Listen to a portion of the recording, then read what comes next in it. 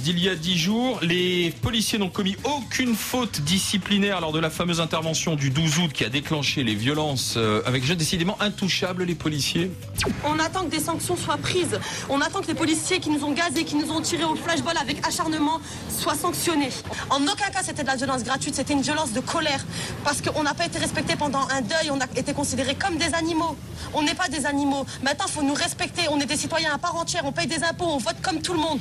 Ouais, ce sont des témoins de ces quartiers nord d'Amiens que vous venez d'entendre. Les policiers qui ont été entendus par l'enquête administrative, par la préfecture, donc enquête auprès des policiers. Pour le moment, on n'a pas réussi à entendre des témoins, des habitants. Il n'y en a aucun qui a porté plainte ni qui a témoigné. C'est quand même assez bizarre. Moi, en même temps, je les entends râler là devant les caméras.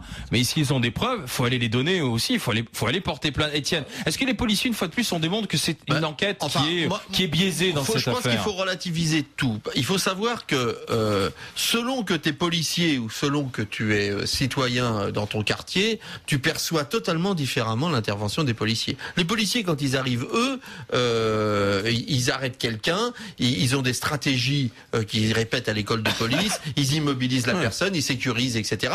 Quand toi, tu sors, nous, ça nous est arrivé, des éducateurs qui sortaient tranquillement d'un cours d'alphabétisation avec des gamins ou de soutien scolaire, ils se sont fait braquer par la police, ils ont eu l'impression que c'était une agression.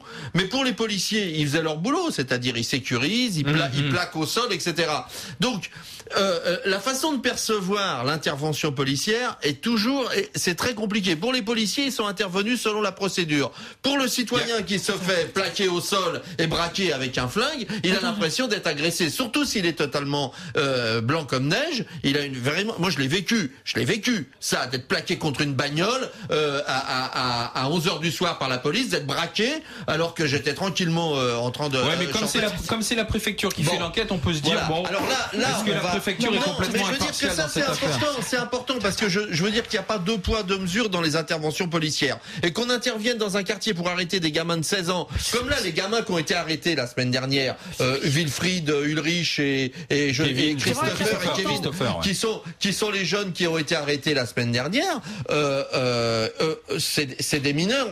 On voit bien qu'il y a un décalage entre ce qu'on nous avait raconté de la terrible colère du quartier et ces types qui ont été arrêtés qui visiblement... Étienne, il faut quand même bien se remettre, je sais pas, tout ce qu'on nous a dit sur cette enquête. C'est pas du tout ça. Quand on entend cette jeune fille qui est en train de critiquer les policiers, comment ça, on nous a... Il y avait un recueillement pour une personne, un groupe de personnes qui étaient en train de se recueillir à la suite d'un décès, voilà. Et il y a eu le contrôle automobiliste qui visiblement était... Un individu qui est arrivé en sens unique, en sens inverse, à fond dans cette rue. Les policiers l'ont arrêté. Si ce même individu était rentré dans la foule et tué ces personnes-là, c'est ça qui s'est passé. Tu as eu un individu qui était dans un sens interdit. Les gens se plaignent avant. Eh bien parce que ça a dérangé, parce qu'effectivement cet individu qui était connu par la police, qui a fait quand même aussi, encore, excuse-moi. Tout le monde est connu par la police. Ça veut rien dire connu par la police. Non, oui, évidemment, c'est vrai, prends tous les excuses. Il suffit d'avoir fumé un jour un pétard, t'es connu par la police. Ils l'ont sorti peut-être un petit peu trop vite de la voiture, etc. Mais s'il y avait eu plusieurs morts, zut, quand même. C'est ce que je dis, je défends rien. Ça je dis exactement la même chose que toi. Non, parce que c'est pas des gamins de 16 ans qui ont été arrêtés. Ceux qui ont été arrêtés, ils ont 16 ans. C'est un individu qui était en sens interdit, qui était dans la foule. Ceux qui ont été arrêtés, là, les trois Christopher, machin, là,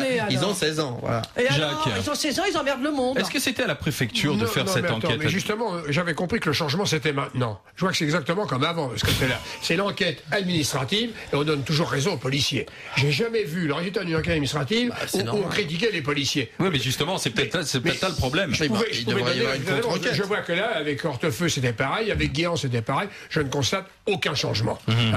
Donc je n'ai strictement... Mais la police, ça fait peur à l'État. Je n'ai strictement aucune confiance. Je n'ai strictement aucune confiance dans cette enquête administrative. Ah oui, pour toi, elle est biaisée, alors. Mais je pouvais te donner le résultat tout de suite. Alors, par contre, ce que je ne comprends pas, s'il y a des riverains qui ont quelque chose à dire, qui déposent plainte. Oui, c'est curieux. C'est pas évident de déposer plainte de... Mais je le sais. Non, c'est pas évident du tout. Mais je le sais. Attends, tu plaisantes. Là, je peux te dire que je le sais. C'est pour ça que la préfecture a joué là-dessus. Tu m'as remarqué, ils relancent un appel. Ils disent on n'arrête pas de lancer des appels aux riverains. et finalement aucun riverain ne se plaint. Oui, non mais je comprends pas. Effectivement, Jacques a raison. Pas de témoignage, pas de dépôt de plainte. Et si c'était tout simplement parce qu'ils ont peur de tous ces voyous qui risquent de les empêcher de remonter chez eux, c'est l'inverse, puisque c'est contre la police. Etc.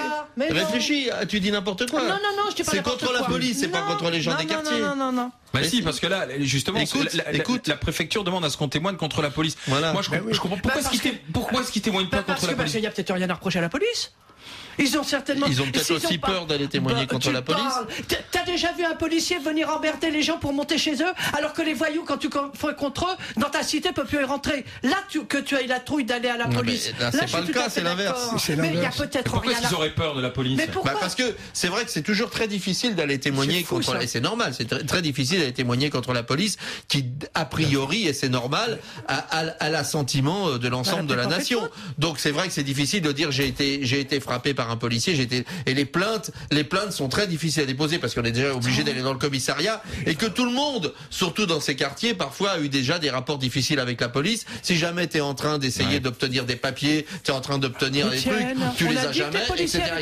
Est-ce que dans cette affaire, on est en train de parler de cette affaire, pas les autres, est-ce que dans cette affaire, il y a eu une seule personne au micro, en disant surtout mon nom, qui est venu dire j'ai été tapé par un policier? Non, ils sont en train de dire nous avons eu les bombes lacrymogènes. Il y a eu combien de blessés?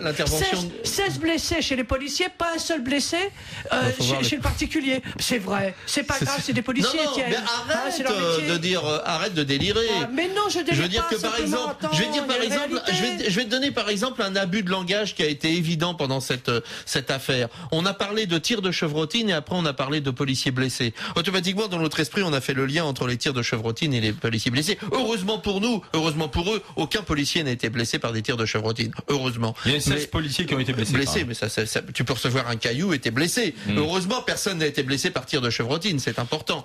Et bien, n'empêche que tout le monde l'a cru. Jacques, tu voulais réagir quand on disait pourquoi est-ce qu'on va pas témoigner et témoigner contre la police. Oui, mais ça prouve que quand même que notre démocratie et que notre état de droit fonctionne pas bien. Non, mais c'est ça qu'il faut changer. Et d'ailleurs, à mon avis, il faudra vraiment qu'on ait des enquêtes impartiales. C'est pour ça, à mon avis, je pense que au-dessus de l'enquête administrative, il peut y avoir des enquêtes par des structures indépendantes. Si on veut que ça soit crédible par rapport à la population, par rapport à ce qui s'est passé, il faut vraiment des enquêtes impartiales et indépendantes. Bruno, bonjour Bruno. Oui, bonjour les GG. Je suis content de vous avoir depuis le temps. Hein. Ça fait un moment que je vous écoute et puis moi je bouille, j'arrête pas. Alors allez-y. Je suis breton, il fait froid mais je bouille quand même. Allez-y, bouillez. Dites-moi alors, qu'est-ce que vous pensez de cette histoire d'Amiens alors, de l'enquête? Moi je pense que d'abord, premièrement, moi je suis un citoyen lambda. Donc si a priori on me contrôle pour une raison futile ou pas futile, eh ben écoutez, le truc, c'est que je vais quand même m'y soumettre. Hein. Oui, mais enfin, on est bien obligé. Bruno, ça on est d'accord, mais que ce soit la préfecture qui enquête sur la police et qui dise la police n'a rien fait, ça vous paraît pas un peu problématique, ça, Bruno? Non. Non, Bruno, attendez, mais la préfecture n'est pas du tout indépendante. On a le résultat. On se croirait pendant la guerre. Avant que l'enquête soit commencée. Attendez. N'importe quoi. La police pendant la guerre, elle n'était pas. Arrête. Écoute, la police a toujours raison. La police a toujours raison. On a le droit d'estimer quand même que parfois il y a des abus. Combien de policiers qui ont été condamnés, ne serait-ce qu'à Bobigny? Arrête. Et pour viol, parce que ils ont été condamnés. Pourquoi Claire, rappelle-toi pourquoi. Pourquoi? Parce que c'est les policiers eux-mêmes. Certains ont parlé. Non, mais certains ont parlé. Certains ont parlé parce qu'ils ont eu des remords. Certains ont parlé pour viol. Et aussi ceux qui avaient tapé le type.